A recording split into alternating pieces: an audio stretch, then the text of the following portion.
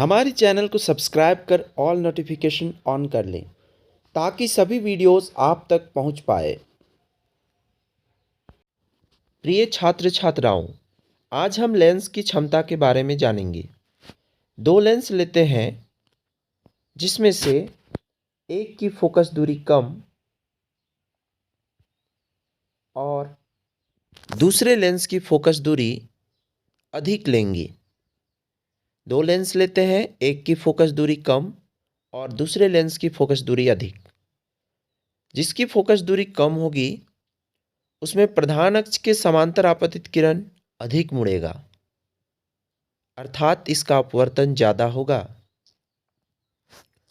जबकि जिस लेंस की फोकस दूरी अधिक होगी उसमें प्रधान अक्ष के समांतर आपतित किरण कम मुड़ेगा, अर्थात इसका अपवर्तन कम होगा। जिस लेंस की फोकस दूरी कम होती है उसमें अपवर्तन ज़्यादा होता है, अर्थात इसकी क्षमता अधिक होगी। और जिस लेंस की फोकस दूरी अधिक होगी उसमें अपवर्तन कम होगा, अर्थात इसकी क्षमता भी कम होगी। तो हम कह सकते हैं कि लेंस की क्षमता उसकी फोकस दूरी के व्युत्क्रम होता है। P बराबर 1/f बराबर 1/f, अर्थात लेंस की क्षमता लेंस की क्षमता लेंस द्वारा प्रधान अक्ष के समांतर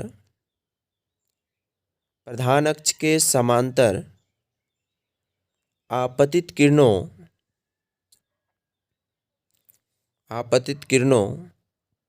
लेंस की क्षमता प्रधान अक्ष के समांतर आपतित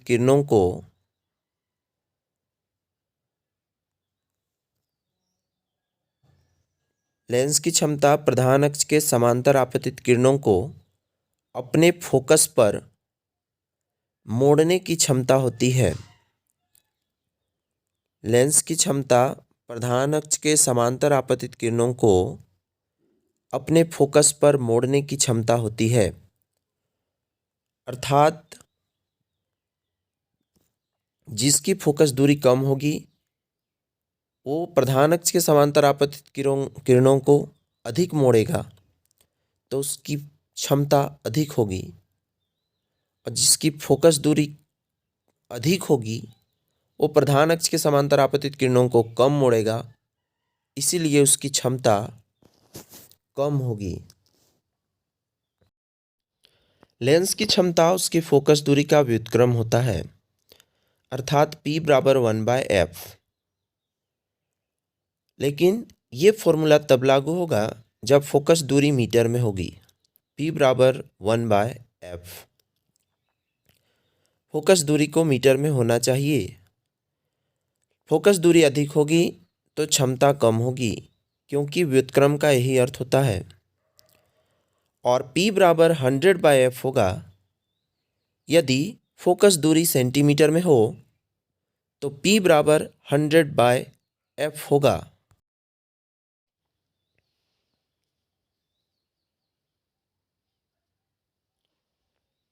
यदि f1, f2, f3 आदि fn फोकस दूरी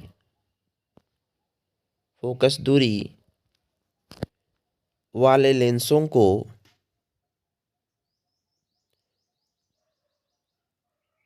यदि f1 जोड़ा जाता है, यदि f1, f2, f3, fn focus दूरी वाले लेंसों को जोड़ा जाए तो इस प्रकार से जो लेंस बनेगा उसकी कुल पावर P बराबर 1/f1 plus 1/f2 plus 1/f3 dot dot dot plus 1/fn होगा।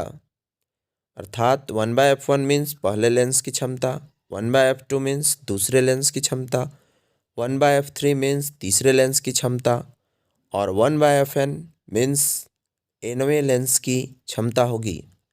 अर्थात P बराबर P1 plus P2 plus P3 plus Pn। इस तरह से हमारा जो है एक फॉर्मूला प्राप्त हुआ। यदि f1, f2, f3, fn focus दूरी वाले लेंसों को जोड़ दिया जाए तो इस प्रकार कंबाइंड लेंस की जो क्षमता होगी वो 1/f1 plus 1/f2 plus 1/f3 dot dot dot plus 1/fn अर्थात P बराबर P1 प्लस P2 इस प्रकार से।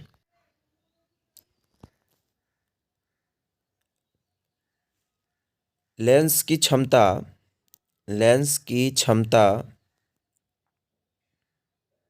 का SI मात्रक, लेंस की क्षमता का SI मात्रक क्या होता है? बहुत इम्पोर्टेंट क्वेश्चन है।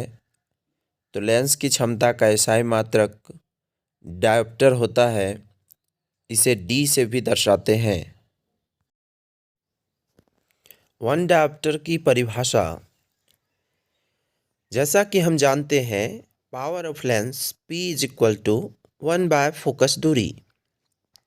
P बराबर 1/फोकस दूरी। तो पावर ऑफ लेंस 1 डायोप्टर तब आएगा, ये 1 डायोप्टर तब आएगा जब फोकस दूरी 1 मीटर रहेगा, क्योंकि राइट साइड में 1/1 होने पर ही लेफ्ट साइड में 1 आएगा। इसलिए पावर ऑफ लेंस 1 डायोप्टर तभी प्राप्त होगा जब फोकस दूरी 1 मीटर होगी। अर्थात हम कह सकते हैं कि एक डायोप्टर उस लेंस की क्षमता होती है, एक डायोप्टर उस लेंस की क्षमता होती है जिसकी फोकस दूरी 1 मीटर होता है। एक डायोप्टर उस लेंस की क्षमता जिसकी फोकस दूरी 1 मीटर। सब्सक्राइब कीजिए मेरे YouTube चैनल को और इसी तरह की वीडियोस पाने के लिए बेल आइकन पर क्लिक करना ना भूलिए।